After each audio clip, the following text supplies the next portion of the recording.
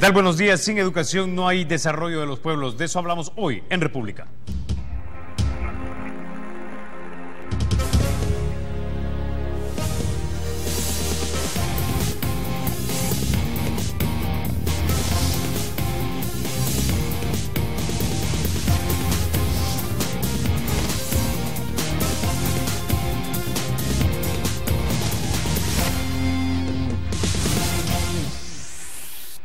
Bueno, esta mañana vamos a romper un poco con los temas políticos, vamos a hablar con algo que es sumamente importante para que todo país pueda desarrollarse de la educación. Y para hablarnos de esto precisamente esta mañana nos acompañan en el estudio el ingeniero Nelson Zárate, él es rector de la Universidad Tecnológica de El Salvador. También nos acompaña Erlinda Handal, ella es viceministra de Tecnología de la República. Y también nos acompaña Francisco Castaneda, él es el viceministro de Educación. Buenos días y bienvenidos a República.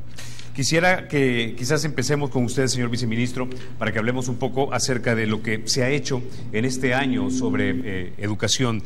Háblenos un poco acerca de, quizás en un primer momento, la mejora en la infraestructura y después quizás nos movemos a la parte propiamente de contenidos educativos. Muy buenos días, Carlos. Buenos días a los televidentes, al ingeniero Zárate, un profesional muy calificado de nuestro país, a Erlinda, mi querida compañera. Un gusto estar este día acá y qué importante que hablemos de un tema que ha estado en mucha agenda pública sobre el tema de la infraestructura escolar. Hablar de infraestructura es hablar de un problema estructural fuerte en materia educativa, un problema que de alguna manera hay que decir que como Estado salvadoreño tenemos una deuda histórica. Encontramos nosotros un ministerio con un problema de infraestructura bastante fuerte, al grado de que cerca de 3.000 centros escolares en el ministerio no han estado legalizados, y eso ha sido una limitante fuerte para poder acercar esa brecha histórica y poder hablar de cómo mejorar los ambientes escolares. Gracias a Dios pudimos proponer este año una propuesta de ley a la Asamblea Legislativa y es de agradecer a los diputados y diputadas que acompañaron al Ministerio de Educación y se creó la ley especial para legalizar los terrenos del Ministerio de Educación, y que hoy nosotros tenemos un instrumento importante para poder comenzar a hacer una inversión estratégica en esos centros escolares que no se habían podido atender en estos últimos años. Ahora, mucha gente que tal vez no ha estado al tanto del tema se preguntará, ¿y por qué no eran legales? Bueno, allí es donde hay que decir que hay una deuda histórica del Estado y gobiernos que nunca le pusieron atención a un problema estructural, y según las leyes de nuestro país no puede un ministerio invertir en materia de infraestructura si esos inmuebles no están registrados a favor del ministerio que le corresponde.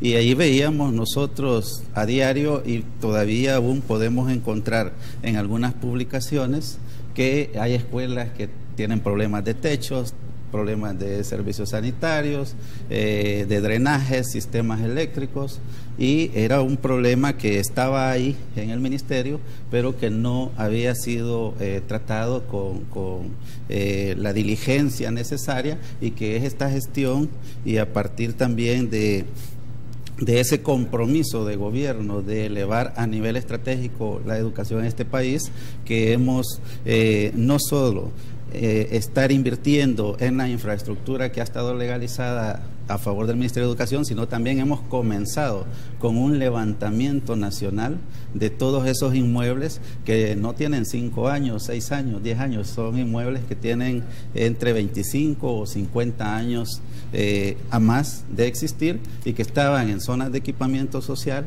en zonas verdes municipales, algunos inmuebles del antiguo programa de transferencia de tierra en instituciones estatales, y que hemos iniciado un proceso fuerte de levantamiento de toda esa información, que es podríamos decir, un componente importante para comenzar a resolver un problema estructural en materia de infraestructura escolar y que va a quedar como legado de esta gestión, en el sentido de que no solo vamos a dejar legalizados esos centros escolares a favor del ramo de educación, sino también podemos comenzar a hacer más efectiva la política de infraestructura que lanzamos el año recién pasado y que de alguna manera marca una nueva etapa en la mejora de los ambientes escolares para todos los niños y niñas de este país.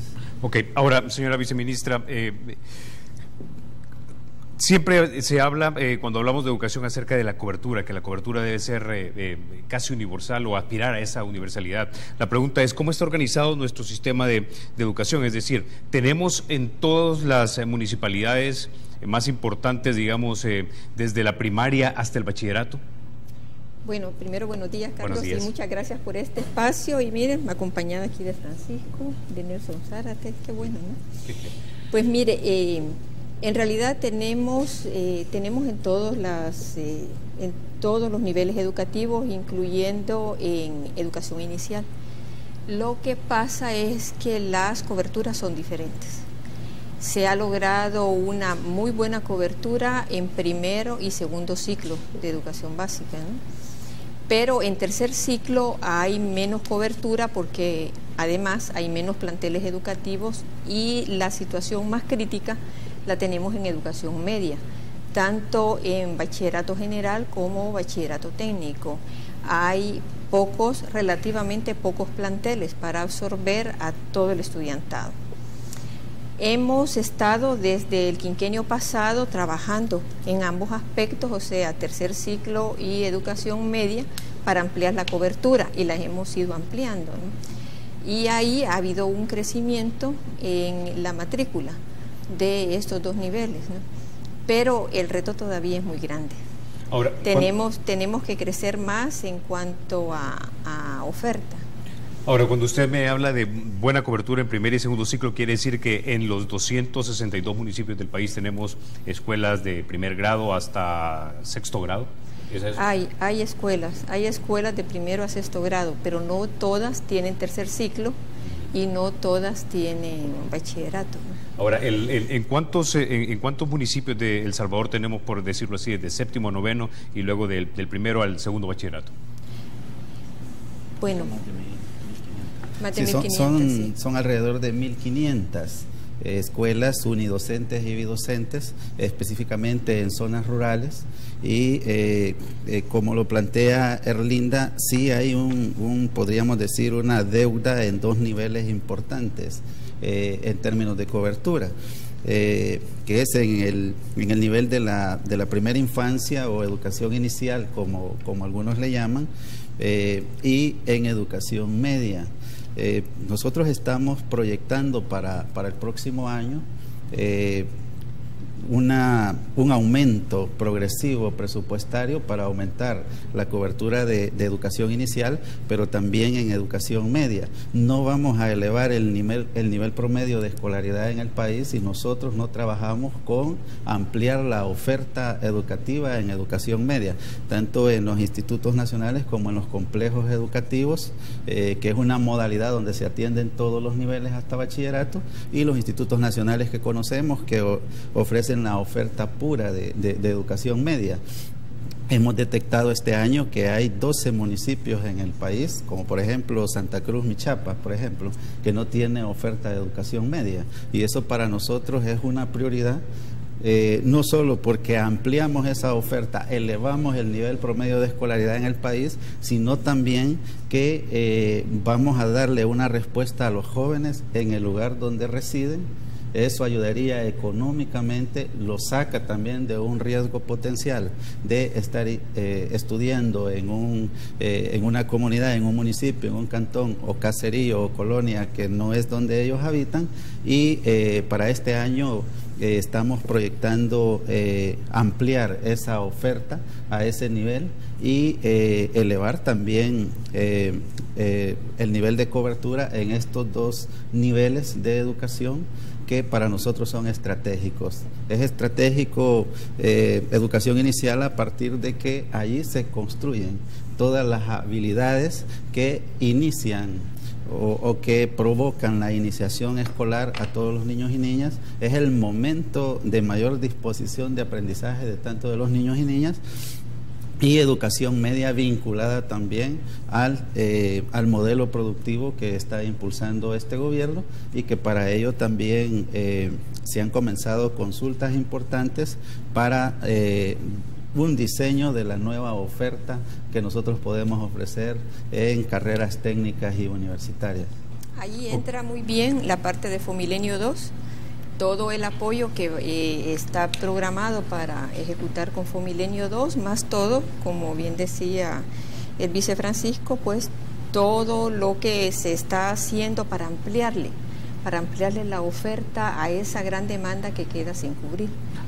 Pero ahora, en este momento quisiera traer al ingeniero Zárate, porque sé que la Universidad Tecnológica, digamos, tiene facilidades para inscripción, y eso, digamos, que abre la posibilidad para que gente de diferentes regiones demográficas, por lo menos así lo piensa uno adentro de un salón, ¿verdad?, para que lleguen y se inscriban. Pero ustedes han detectado, digamos, de dónde viene la mayoría de alumnos que se inscriben en su universidad.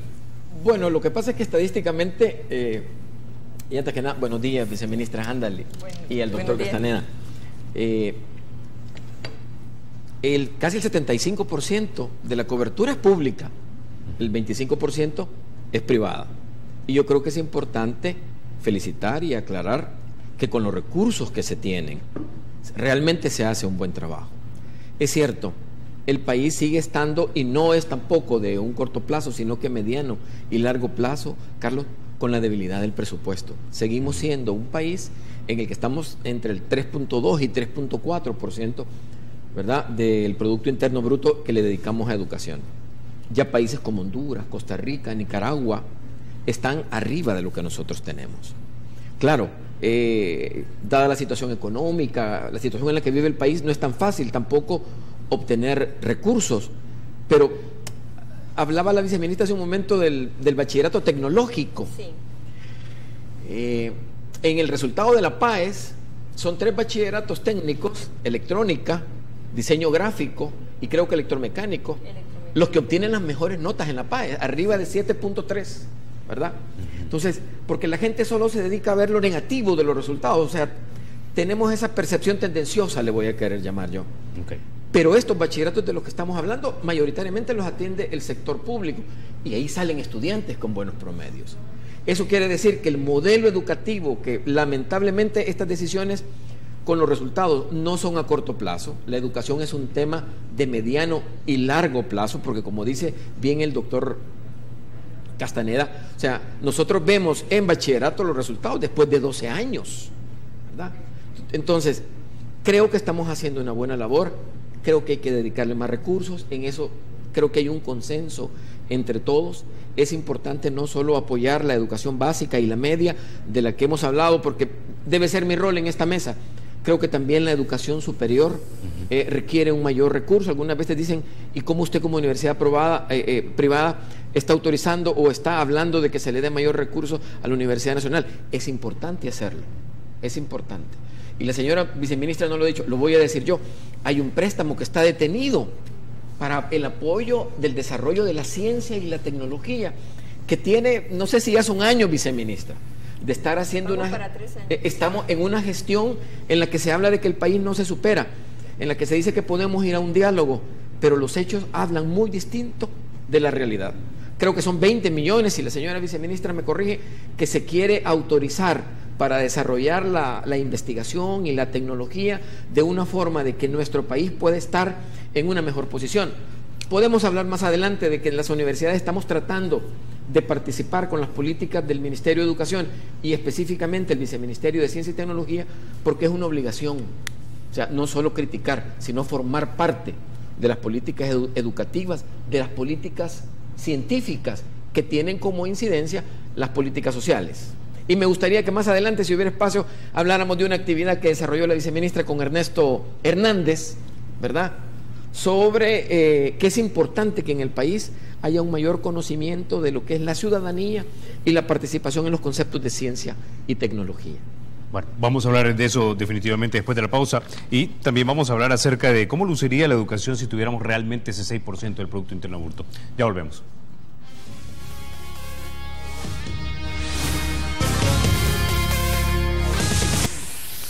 Bueno, señor viceministro, doctor Castaneda, mucho se habla acerca de que nuestra educación debería tener el 6% del Producto Interno Bruto asignada a esto, pero ¿qué podríamos hacer con esta cantidad de dinero? Fíjese que recientemente en las discusiones que se han hecho a nivel del Fondo de las Naciones Unidas para la Ciencia y la Cultura, se hizo una resolución importante en Corea del Sur, donde se le va a pedir a todos los mandatarios del mundo que deben de aumentar el presupuesto en educación. Yo creo de que haciendo un análisis más profundo, si hablamos de aumentar el presupuesto en nuestro país, había que analizar si es en relación a los fondos corrientes votados y aprobados en la Asamblea Legislativa y el PIB, porque el problema es que el PIB fluctúa y si no destinamos un porcentaje definido sobre el presupuesto votado y ejecutado en el país, pueda que en un momento dado tengamos el 6, pero nos baje en términos reales a un presupuesto menor. Entonces yo creo que esas son discusiones profundas que hay que hacer con todo los círculos académicos del país, políticos, sociedad civil. Pero si en algo nosotros estamos claros es que cada dólar que se invierte en educación se recibe una retribución importante en el país, sin caer en el tema de economicista o utilitarista de la educación. Y el ingeniero Zárate hablaba de un tema bien importante que ha estado fuera de todos los análisis en materia educativa, que es el tema de la construcción de ciudadanía. Nosotros podemos tener aquí los mejores electromecánicos, mecánica marina, porque poco hablamos de que tenemos un potencial en El Salvador mar adentro que es casi 4 veces más grande que El Salvador en tierra, y no lo hemos explotado.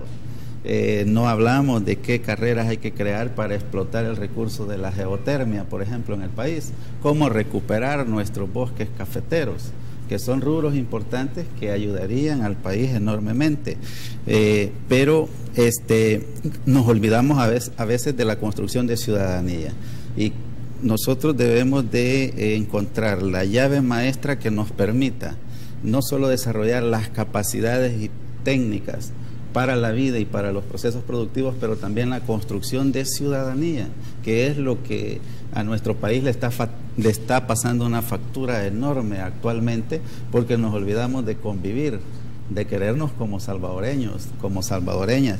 En ese sentido, todo aumento presupuestario en educación es importante para el país, y nosotros como educación hemos demostrado que con los recursos, como lo decía el rector, con los 928 millones de dólares que actualmente tiene el Ministerio de Educación, que es insuficiente para recuperar esa brecha histórica de décadas de no haber invertido en educación a tiempo, y que hoy lo refleja el tipo de ciudadanía que tenemos actualmente en el país.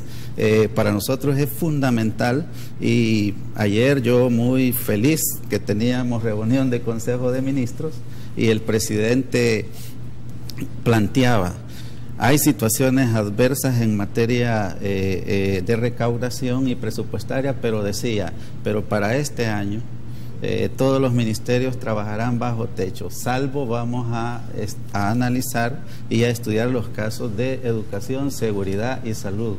Y yo me sentí contento, honrado con el hecho de que en un contexto de una crisis económica mundial, de un país que viene en un proceso de recuperación económica, porque se nos ha olvidado que cuando se tiene el primer gobierno de esta administración, estábamos en menos 3.5 de crecimiento negativo. Ahora, señor viceministro, usted habló, por ejemplo, de las carreras utilitarias. De repente ya voy a tocar el tema con usted más a fondo, viceministra Handal, pero habló de algo que es muy importante. De hecho, el nombre de este programa es República, queremos construir buenos ciudadanos. La pregunta es, y esta se le he hecho ya a especialistas como Carlos Mayor-Arré, que también es especialista en educación, acerca de si no deberíamos revisar el pensum de las materias de nuestro programa de educación, porque antes, recuerdo, había materias que ni siquiera yo llegué a recibir, como moral y cívica. Es decir, aquí solamente hace falta irse a la hora pico a cualquier calle de San Salvador para darse cuenta cómo somos de incorteses con nuestros conciudadanos. La pregunta es, ¿merece la revisión? Y si la merece, ¿por qué no se ha hecho? Fíjense de que muchas veces nos preguntan, bueno, ¿qué va a haber? Si va a haber una nueva reorientación o refrescamiento del currículo nacional. Nosotros respondemos inmediatamente, podemos tener el mejor currículo del mundo, pero si no tenemos a los mejores maestros y maestras, no va a pasar nada, no va a pasar nada. Cuando nos preguntan, ¿pero qué hay de desarrollo de ciencia y tecnología? Bueno, aquí escuchando, mientras hablaba el ingeniero con Erlinda, hablaban de que el Viceministerio de Ciencia y Tecnología apenas arranca en el 2009. Entonces, estamos resolviendo problemas estructurales del país. Imagínense el mundo actual con el desarrollo tecnológico que hay. Y El Salvador comenzamos hasta en el 2009 con un Viceministerio de Ciencia y Tecnología. Y hemos trabajado fuertemente para que el concepto de ciencia y tecnología no lo veamos hasta que llegamos a la universidad, sino que se comience a construir desde la educación inicial. Allí vamos a resolver problemas que cuando nosotros recibimos estudiantes en la universidad, y los que hemos trabajado como catedráticos en la universidad sabemos que nos llegan los estudiantes y no saben cómo hacer un pequeño ensayo de investigación. No saben el concepto de qué es una investigación cuantitativa y cualitativa. En ese sentido, para nosotros es fundamental que la nueva currícula nacional sea desarrollada por maestros y maestras que estén empoderados, que conozcan de la realidad educativa de nuestro país y que también tengan una alta dosis de compromiso social por este país, porque lo que usted dice es cierto. Yo digo, si algo yo puedo admirar de los Estados Unidos de América es que allá todos respetan al peatón. Exacto. Independientemente de dónde se cruzan. Entonces mi pregunta es, ¿no debería estar incluido el civismo? Porque yo he visto y respetando en las calles por aquí cerca, en galerías, desde que va en la motoneta, en la Vespa, hasta el que se me atravesó en una SUV BMW. Yo recibí, cuando estaba en la escuela primaria, moral, urbanidad y cívica se llamaba. Y era una materia muy interesante. Yo creo que no es el concepto y el nombre de la materia en sí, sino cómo nosotros provocamos que lo mejor de este país se convierta en los futuros profesores y profesoras. Un buen profesor o profesora no va a necesitar de tener la Biblia en la mano para enseñar la espiritualidad, los valores morales y éticos a sus alumnos. Pero nosotros conocemos muchos religiosos que dejan mucho que desear. Sí, claro. Entonces, no es el tema, sino que en sí de una forma más estratégica, sino cómo nosotros, los mejores ciudadanos y ciudadanas del país, se convierten en los profesores que van a estar en nuestras aulas. Y en ese proceso nosotros tenemos mucho que discutir y hablar con todas las universidades, en el sentido de que nosotros estamos haciendo un gran esfuerzo de elevar el nivel de formación de los maestros y maestras, pero estamos hablando de los maestros en servicio. Pero ¿qué hay de los jóvenes que se están formando como futuros maestros en todas las universidades? Es allí donde está un debate interesante que hacer de forma conjunta para llevar lo mejor de lo mejor. La mejor forma de enseñar, mi tesis fue en valores morales. Y una de las grandes conclusiones que llegamos fue que Para enseñar valores morales, lo primero es conocerlos, interiorizarlos y ponerlos en práctica. Okay, entonces, listo. Ahora, viceministra Handal, ya el señor viceministro había dicho hace unos minutos acerca de carreras técnicas para que nos enseñen a explotar, digamos, la pesca, pero ¿usted hacia dónde mira, ya que es su área, hacia dónde mira el desarrollo de esas carreras técnicas, siendo una pesca, pero qué otras podemos ver en el horizonte de nuestro país? Bueno, tengo antes que informar de todo la labor que se ha venido haciendo en cuanto a modernizar las especialidades técnicas y a crear especialidades nuevas. En el quinquenio pasado creamos 5 especialidades nuevas en bachillerato técnico y un par de especialidades a nivel de educación superior técnica. De esas especialidades articuladas está técnico en patrimonio cultural, que es por primera vez en el país y creo que en Centroamérica es el único país que tiene técnico en patrimonio cultural. Muy bueno, ya vamos sacando un par de promociones en patrimonio cultural, tanto a nivel de bachillerato técnico como educación superior técnica. Tenemos técnico también en agroindustria, a nivel de bachillerato y de educación superior técnica. Tenemos técnicos, estas son especialidades nuevas, técnico en desarrollo de software, tenemos también técnico en turismo alternativo. También remozamos una especialidad de las que hemos remozado varias especialidades. Una muy estratégica es la de agropecuaria. Antes había nada más bachillerato agrícola y casi que no tenía estudiantes. Cuando nosotros llegamos a la gestión, casi no tenía estudiantes esa especialidad. Nos dimos a la tarea de modernizarla e ir en consonancia con los objetivos del Plan Quinquenal de Desarrollo del primer gobierno del cambio, y ahí pues creamos esa especialidad agropecuaria y agroindustria. Seguimos en ese proceso de creación de nuevas especialidades técnicas. A la fecha, el Ministerio de Educación atiende 37 especialidades técnicas, tanto a nivel de bachillerato como educación superior técnica, es bastante. Lo atiende en alrededor de 355 centros educativos que tienen, o sea, bachilleratos, institutos de bachillerato técnico, y a eso se le suman alrededor de 80 bachilleratos que son privados. Hay alrededor de 400, un poco más de 430 centros educativos de bachillerato técnico. Pero también hemos dado un paso muy importante.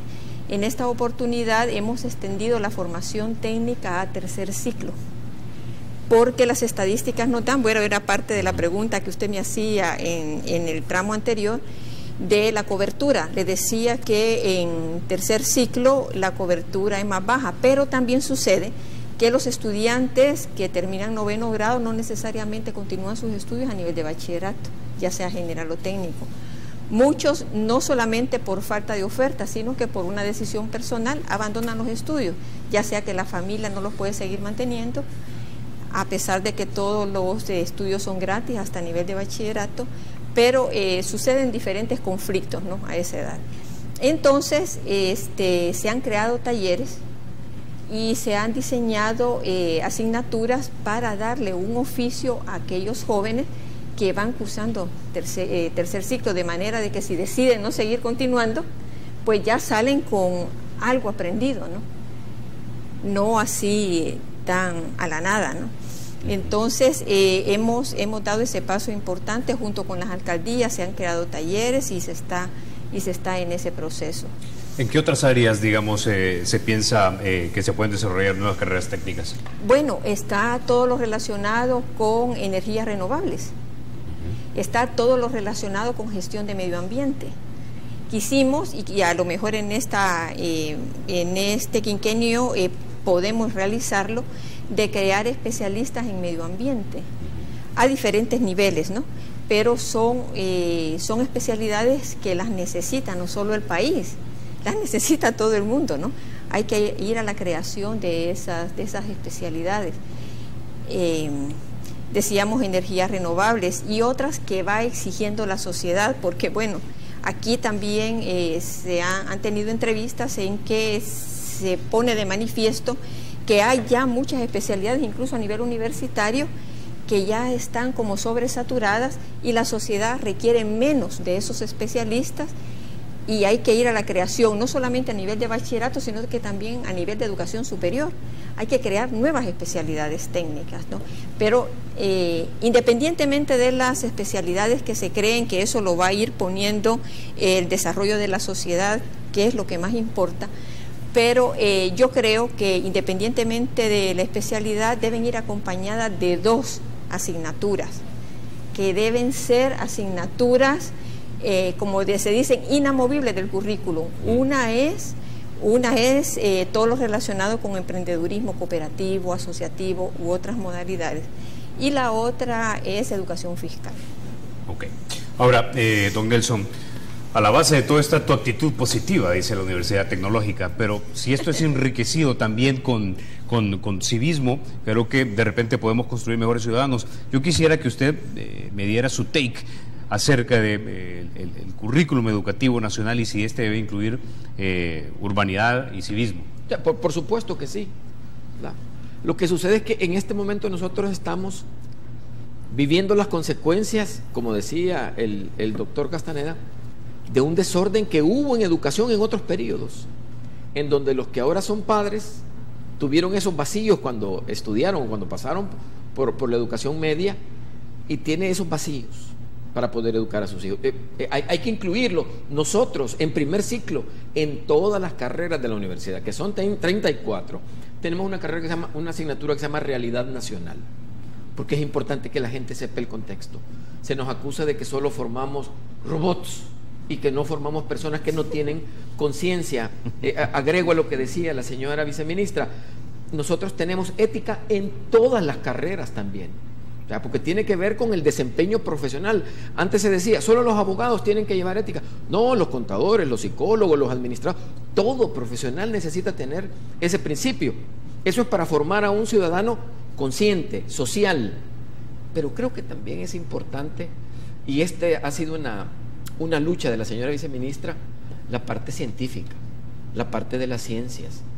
El modelo social nos ha estado demandando profesionales más orientados al comercio, al negocio. Ya lo decía ella, hay carreras que han llegado a su curva de saturación, ¿verdad?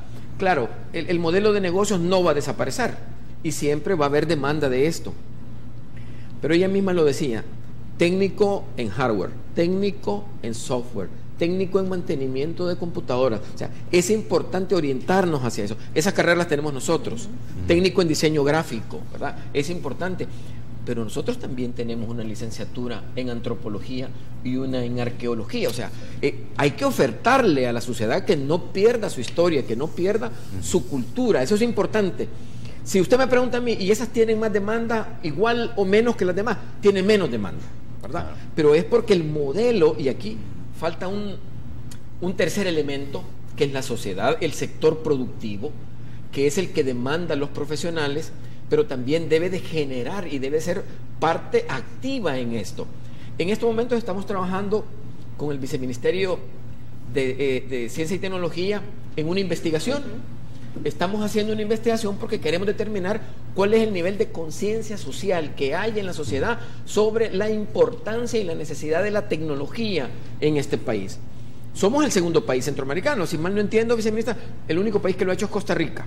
Ahora con la iniciativa del viceministerio, Universidad Tecnológica y otra universidad privada, estamos formando parte de esta investigación. Es una línea base, ¿verdad? ¿Por qué? Porque este tema no se discute en la sociedad. O sea, hay alumnos, y yo tengo que decirlo, que buscan carreras universitarias que no tengan matemática, Carlos. Sí. ¿Verdad? Escogen ciertas carreras para evitar esto. ¿Por qué? Porque en la matemática usted se tiene que acordar desde primer grado hasta el último año de bachillerato cuando tiene que ingresar. Pero acabamos de decirlo, las mejores notas de las PAES están en unos bachilleratos en los que hay una mayor demanda de ciencia y de conceptualización. Apostémosle a eso y el país va a mejorar mucho. Precisamente vamos a hablar de la PAES después de la pausa. Tengo entendido que tienen un esfuerzo conjunto con otra empresa de comunicaciones precisamente para apoyar ese esfuerzo del gobierno de levantar el nivel educativo y de la PAES. Ya volvemos. Bueno, rápidamente nos vamos a ir con Cristian Villalta. Él es el gerente del periódico El Gráfico. Él se encuentra en coordinación con la Universidad Tecnológica, echando a andar un proyecto que básicamente ayudaría a muchos alumnos a prepararse para la PAES. Cristian, buenos días, cuéntanos. Buenos días, Carlos. Un saludo a la señora viceministra, al señor viceministro y por supuesto al ingeniero Zárate. Pues mira, básicamente hemos establecido como un miembro del grupo editorial Nutrijo una alianza con la Universidad Tecnológica. El Gráfico se convertirá en un poderoso medio, en un poderoso mecanismo de divulgación de unos contenidos, por supuesto, respaldados con toda la experticia de la Universidad Tecnológica, que son impartidos en un curso PREPAES que ellos imparten desde hace algunos años.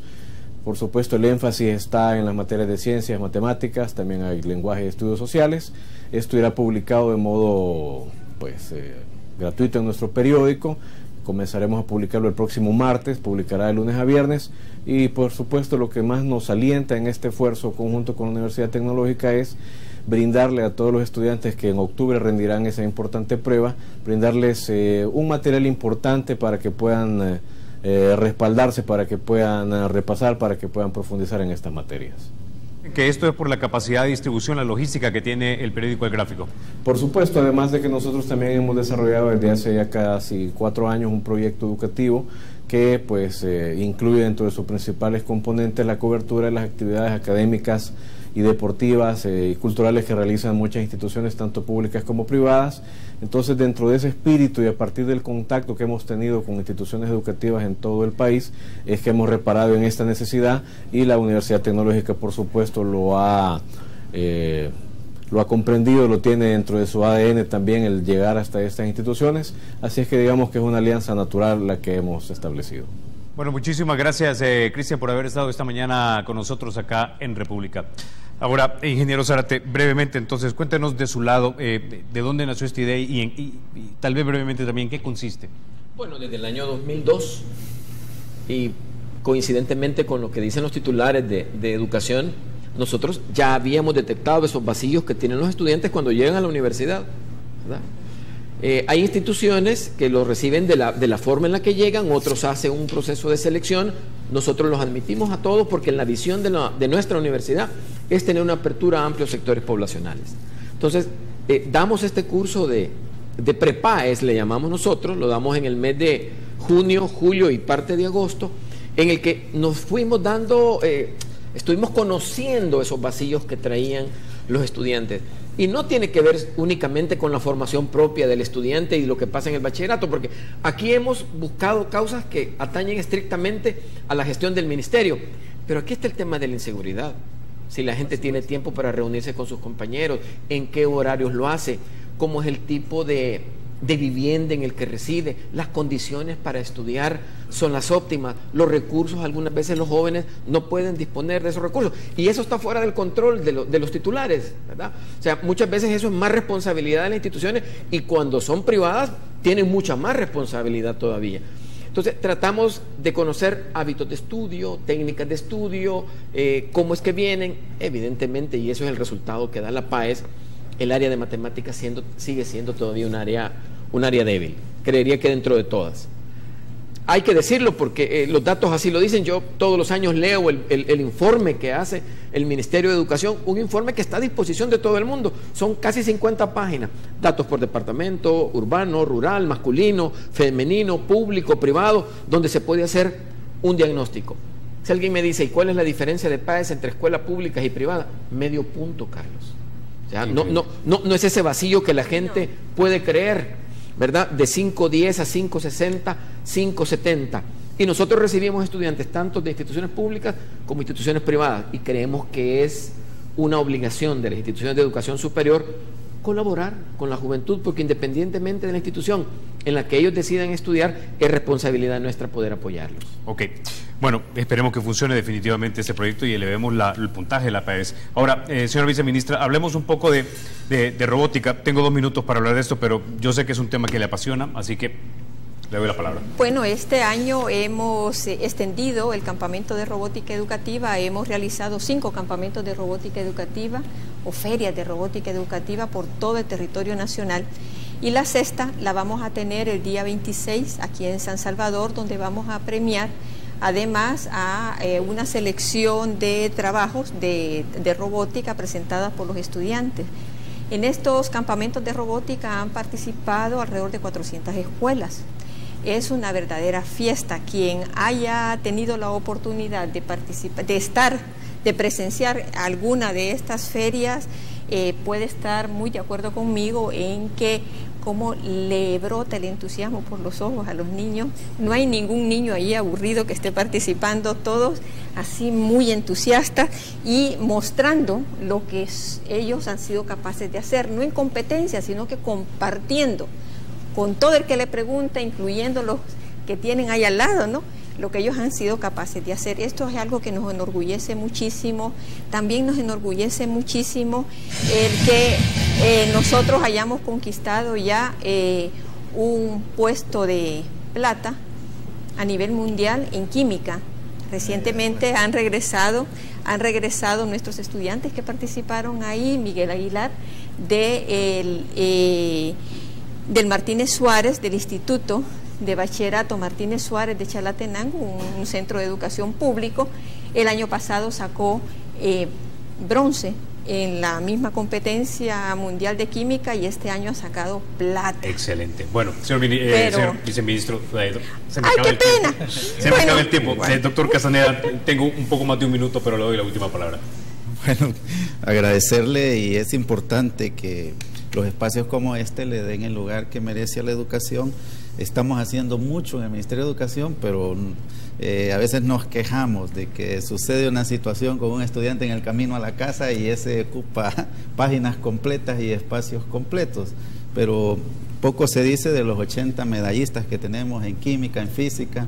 Hemos sido elegidos producto de estos logros para la Olimpiada en Biología el próximo mes aquí en el país, y que son cosas importantes de la otra cara bonita de los jóvenes que sí quieren a nuestro país y sí tienen civismo y aman esta república amada que se llama El Salvador. Bueno, no nos queda más que agradecerles que hayan estado esta mañana aquí en República. Ingeniero Zárate, siempre un placer conversar con usted, igual con usted, señora viceministra Handal, y doctor Castaneda, encantado de conocerlo. Definitivamente vamos a estar en contacto con usted. Muchas gracias, a la orden. A ustedes, amigos, los espero en la próxima ocasión. Recuerden, la República es de todos. Hay que cuidarla y educarla.